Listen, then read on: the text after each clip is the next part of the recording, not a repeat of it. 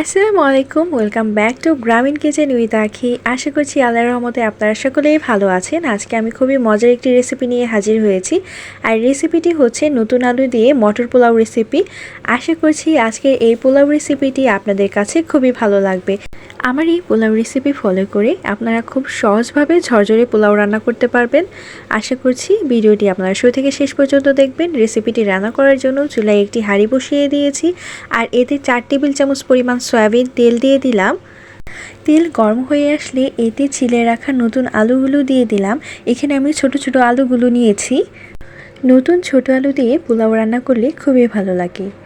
সবগুলো আলু দেওয়া হয়ে গিয়েছে, এবার আলুগুলো ভেজে নেব।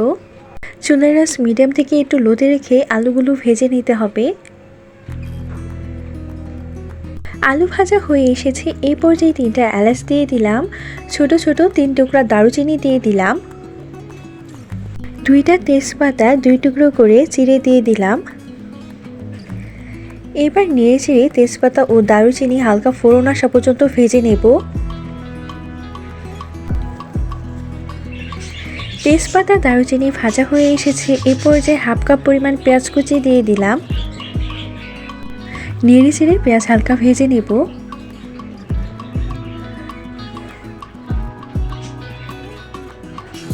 পেঁয়াজ হালকা ভাজা হয়ে এসেছে, এই পর্যায়ে 1 চা চামচ পরিমাণ আদা রসুন বাটা দিয়ে দিলাম। নেড়ে চেড়ে আদা রসুন বাটা পেঁয়াজের সাথে ভেজে নেব।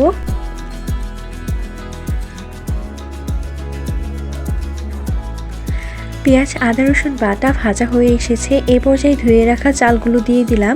এখানে আমি 1 কেজি পরিমাণ চিনি গুঁড়া চাল নিয়েছি, আর চালগুলো আমি ভালোভাবে ধুয়ে পানি ঝরিয়ে নিয়েছি। এবার এতে স্বাদমতো লবণ দিয়ে দিলাম। এখন নেড়ে চেড়ে চালগুলো ভালোভাবে ভেজে নেব। চুলার আঁচ মিডিয়ামে রেখে চালগুলো ভেজে নেব। যতক্ষণ না চাল থেকে পানি পুরোপুরি শুকিয়ে যাচ্ছে ততক্ষণ চালটা ভেজে নিতে হবে। যত সময় নিয়ে চালটা ভাজা হবে তত পোলাওটা ঝরঝরে হবে। যখন চাল থেকে সনসন শব্দ হবে তখন বুঝতে হবে চাল ভাজা হয়ে গিয়েছে। চাল ভাজার সময় অবশ্যই খেয়াল রাখতে হবে চাল যাতে নিচে লেগে না যায়। এই পর্যায়ে চাল ভালোভাবে ভাজা হয়ে গিয়েছে। এখন পোলাও ভালোভাবে রান্না হওয়ার জন্য গরম পানি দিয়ে দেব। এখানে আমি 2 কাপ চালের জন্য 4 কাপ পরিমাণ পানি দিয়ে দিলাম। যতটুকু চাল হবে তার দ্বিগুণ পানি দিতে হবে। অবশ্যই ফুটন্ত গরম পানি ব্যবহার করতে হবে। পানি দেওয়া হয়ে গিয়েছে, এবার নেড়ে চেড়ে চালগুলো পানির সাথে ভালোভাবে মিশিয়ে নেব।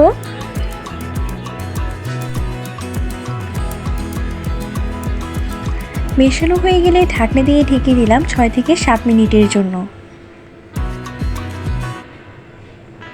ফিরে এলাম 6 থেকে 7 মিনিট পর। এ পর্যায়ে ধুয়ে রাখা মটরশুঁটিগুলো দিয়ে দিলাম। মটরশুঁটি দিয়ে আবারও ঢাকনা দিয়ে ঢেকে দিলাম 5 থেকে 6 মিনিটের জন্য। ফিরে এলাম 5 থেকে 6 মিনিট পর। এই পর্যায়ে ঢাকনা খুলে পোলাওটা ভালোভাবে নেড়ে চেড়ে দেব।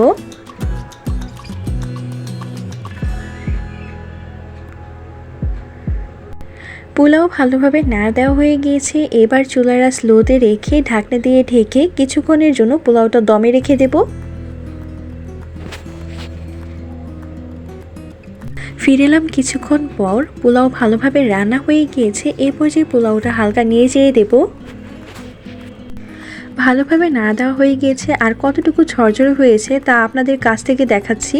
দেখতেই পাচ্ছেন পোলাও একদম ঝরঝরে হয়েছে। এই পর্যায়ে স্বাদ বৃদ্ধি করার জন্য উপরে কিছু বেরেস্তা ছড়িয়ে দেব। বেরেস্তা দেওয়া হয়ে গিয়েছে, এবার পোলাওটা নামিয়ে নেব। আজকের এই পোলাও রেসিপিটি আপনাদের কাছে কেমন লেগেছে তা কিন্তু অবশ্যই কমেন্টে জানাতে ভুলবেন না। আপনাদের দেখার সুবিধার্থে আমি পোলাওটা পরিবেশন করে দেখাচ্ছি। দেখতেই পাচ্ছেন পোলাওটা একদম ঝরঝরে হয়েছে। আজকের এই পোলাও রেসিপিটা ফলো করে আপনারা যদি বাসায় এভাবে পোলাও রান্না করেন তাহলে পরিবারের সকলেই অনেক বেশি পছন্দ করবে। আজকের রেসিপিটা যদি আপনাদের কাছে ভালো লাগে তাহলে অবশ্যই আমার চ্যানেলটা সাবস্ক্রাইব করে পাশে থাকা বেল আইকনটি বাজিয়ে রাখবেন, আর ভিডিওটি বেশি বেশি করে শেয়ার করবেন। আজকের মতো এখানেই বিদায় নিচ্ছি। দেখা হবে নতুন কোনো ভিডিওতে। সে পর্যন্ত সকলেই ভালো থাকবেন। আল্লাহ হাফেজ।